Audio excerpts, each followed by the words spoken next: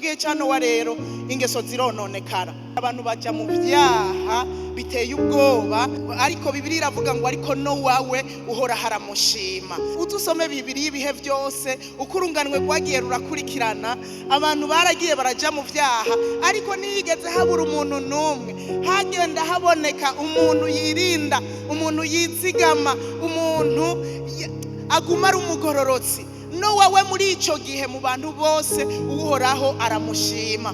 Amaze kumushima aganira nawe, abaca inama y'ukuntu yokwibazira ubwato, hanyuma ubwo bwato akabuhungiramwo be n'umuryango wiwe, umuryango utora koyoko, umuryango ugirirwa ubuntu ku bwa Nowa yubasha Imana. Bibiliya tubwira ngo Nowa yari umugororotsi, ngo ntiyagira agasembwa mu gihe c'urunganwe rwiwe, ngo kandi yagendana n'Imana. Haleluya. Mwari mubizi ko abagororotsi bahari?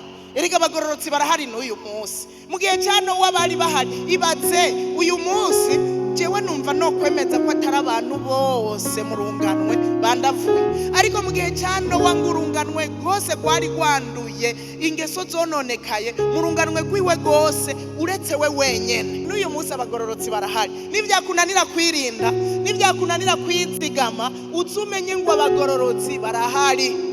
Uza wumva uwo vyagoye watangura kumuhanura kubera ivyaha rimwo wisi ngo kugira uyigororokeremwo biragoye. Hariho abagerageza.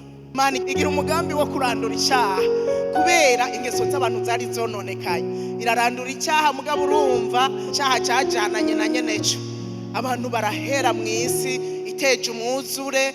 Hanyuma ariko Nowa we n'umuryango wiwe n'ibikoko Imana yamubwiye barazigamwa.